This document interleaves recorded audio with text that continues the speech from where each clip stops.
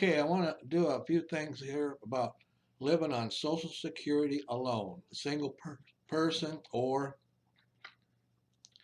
if you're a married couple and you're over 70 or whatever, you already know a lot. You probably know more than I do because I'm just now spending a lot of time thinking seriously about this, even though I've spent the last 5 years building up to where I'm at now. I'm sure there's a lot of things that I could do that I haven't done yet to stretch my Social Security a little further. So what I'm going to do is a little bit of all the different areas of life and living that we're doing right now to help cut down costs. Now you can stop this video at any time. You can go back and play it again if you didn't hear or understand something I said. And if you want to make a list, you can make a list. If there's something that you're doing that you think you might be able to do a little bit better, kind of write that down and start working on it. Some things are pretty easy. It's just stopping doing it or stopping buying it. And then there are other things I'm going to be talking about, things to do that you can do that cost little or nothing. But mostly we like it if it costs nothing. So I'll be mentioning some of those things.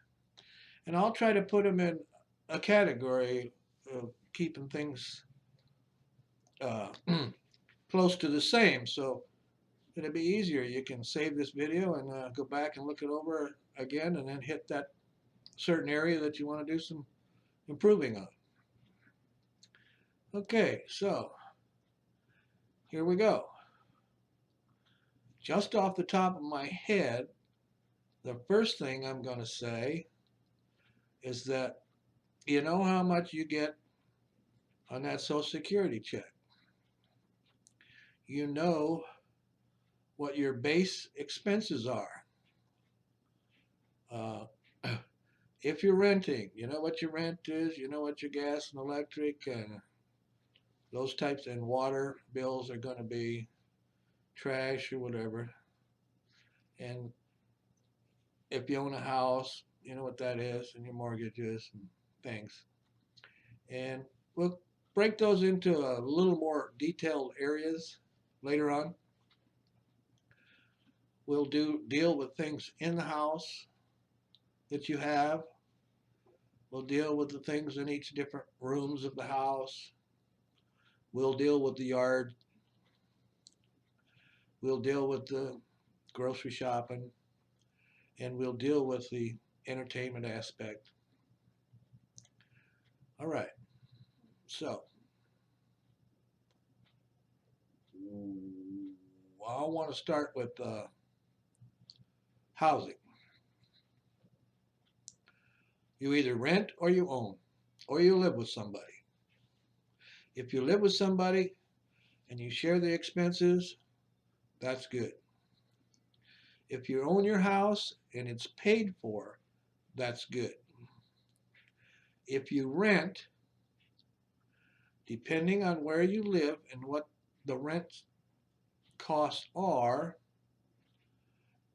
you need to decide what size of place you have and what size of place you need.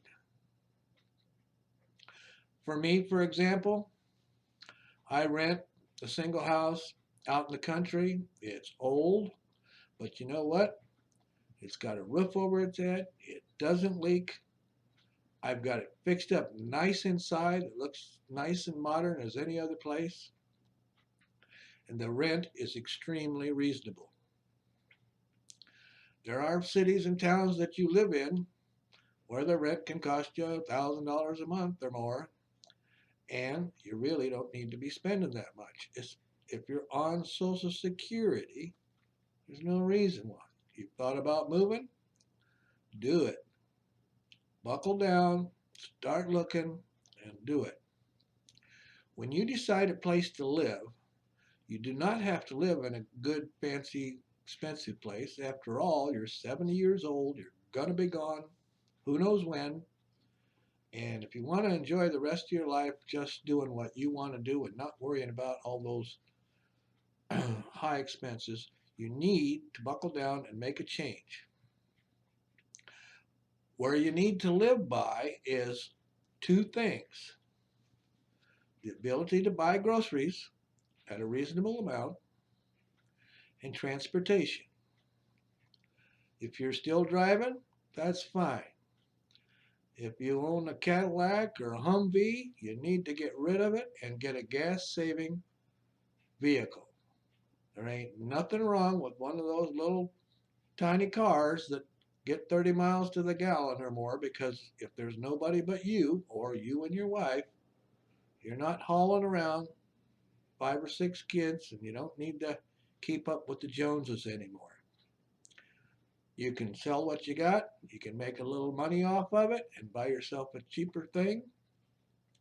There's a lot of people that raising family that join these groups where they learn how to get their mortgages paid off and become debt free, and they live on beans. And we can live on beans and rice and fish and lesser expensive foods. We can learn how to diet if we need to. We can learn how to eat what we need to survive and have a variety of food to eat. But that kind of gets into another area, so let me get off that. Let's go back to the housing. Uh, if you got somebody you get along with and they're in the same boat you are, you two can get together and rent a house that has one bedroom at one end of the house and another bedroom at the other end of the house, and separate doorways, because a lot of times people don't get along. So if you can still maintain your privacy, and you can share a kitchen. You don't have to share a TV in a living room. You can have one in the bedroom. You don't really need a TV anymore either. If you have a computer, and you must have a computer because you're watching this, you can do as I do. You can get your news, you can watch whatever movies you want online. And as long as it's still going the way it is, you can do it for whatever your internet fee is. And Netflix is $7.99 a month, and I watch movies 5 nights a week off of Netflix. There's also other channels online that you can watch movies. And if you're a stay-at-home, that part doesn't change. The only change is the area that you live in. Take that big house that you got a lot invested into it, sell it, use that money to help increase your income there a little bit. Figure out what you're going to get for it, and divide it up to how many years you think you're going to live, and that'll increase your amount of money that you have each month. Take part of it. Go on a trip. Enjoy yourself. Make a memory, something that you can, when you come back, you can sit and think about, talk to your friends about. So housing is the first most important thing for us, I think, right now. I think it's the largest expense we have. So you need to think about making a change. If it means moving to a different state or from where you're at. If you live in New York, it's very expensive. There ain't no reason why you can't go down to Florida where it's cheaper, or Alabama or Arkansas or Texas or Arizona. Arizona's getting a little expensive. Texas could be too. But if you're out away from the city, most likely any place that you find is going to be a lot less expensive than what you have now. That's what I did. I went from Seattle, Washington, and I'm here in a little town in Arkansas. And to be quite honest with you, I went from $800 a month payments down to $200. So it can be done. If you're a single man or a single woman and you don't want to live in the United States, you can go to a foreign country, South America or Asia. You can live on your Social Security check alone. There are people doing it. Really, really doing it. You don't live the same way you are today. You don't have the same things you have today, but like I said at the beginning, all you need is a roof over your head and something to eat. That's what you need to survive. If you think about it, that's what you're doing now. Don't go to the Black Angus and get the $18 or $20 dinner. The Black Angus is the same kind of meat as the hamburger, and you will survive. The hamburger places have got the Black Angus in a little round patty on a bun for $1.25. You can get potatoes for $1. You can get a drink for $1. That will fill you up, and that will keep you alive. That's $3 versus 20.